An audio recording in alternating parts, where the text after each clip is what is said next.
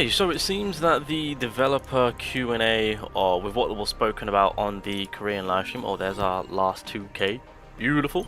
But yeah, so with the live stream, we did get a little bit of translations to kind of fully understand on what furthermore is going to be catered to, with them confirming Thomas. We've actually got a furthermore insight look. I mean, because clearly we're going to get a full understanding on the new character during the English live stream that's going to be happening from when I'm recording this, literally 12 hours from now, or yeah, 12 hours from now.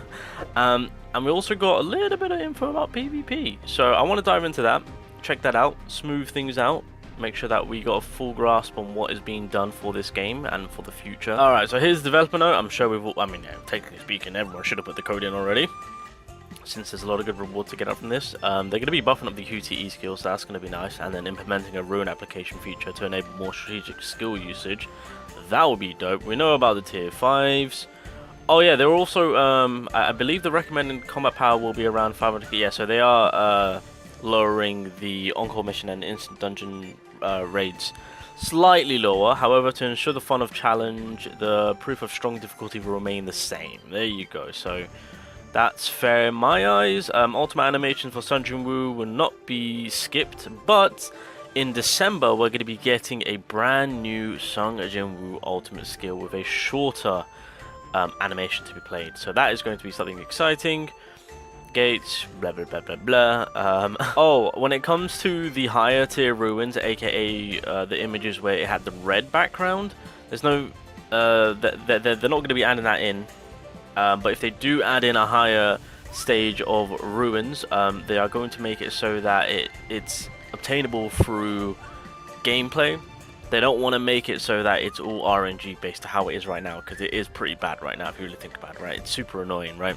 So that is a massive W if they go about like upgrading it, but it's due to us having to play rather than relying on RNG. They've even further confirmed Thomas even more to say that he will be in the lobby in the coming update. I mean, I've already spoken about it in a previous video. There's already an image of him in the lobby, so yeah, we know he is going to be the November character. They've also did they state it here? Yeah, Thomas Andre will be November update. Will be in the November update. So there we go. A little bit longer, boys, and he is almost here. Better optimizations come in. Oh, here we go.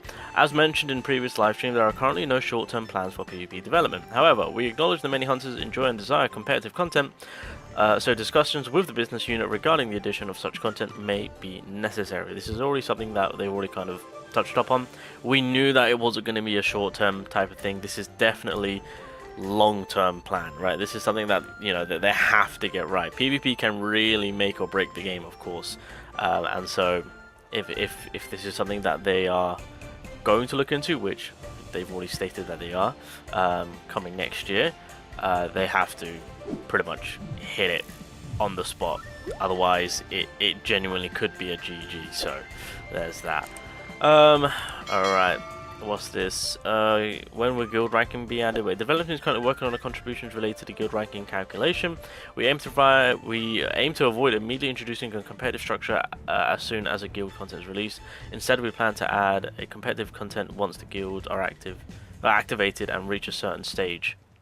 So I assume by their levels? I feel like most guilds should be at the high level. Well, no, it really depends on how many players you have in your guild, but fair enough. I mean, to be fair, the only thing I use the guild for is getting the resources to purchase it from the shop. I'm just gonna keep it real. That being said, yeah, they're gonna find more ways to give us more guild tokens. So, GG on that one. Going furthermore on, talking about male characters. To them, they were like, "Hey, we're giving you guys Thomas," but the question was original male characters. Yeah. But then again, I understand why they mentioned Thomas. But I'm hoping going forward after Goto Ryuji that they introduce the first ever original male character, because we don't have outside of like IP original male character, we don't have like an original male character, if that makes sense, right? outside of the IP. There you go. And then I think that's pretty much most of it. Oh yeah, by the way, the Demonic Plum Flower Sword performs too powerful. Yeah, we're not going to buff it.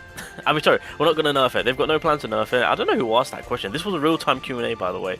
So, goddamn, that would have been dreadful. But yeah, they're not going to nerf it, which is fantastic. They're just going to keep buffing up other things, which is, in my eyes, a W. Keep buffing. We don't want no nerfing. Keep the buffing going. And then what we got? Update. Oh yeah, so upcoming updates, expansions. We've got a new. I mean, this is something we already know about, of course, with what's going on. But this is where things get a little bit more interesting. Where is it? A dark attribute support, Isla White is set to be added to complete the dark attribute deck.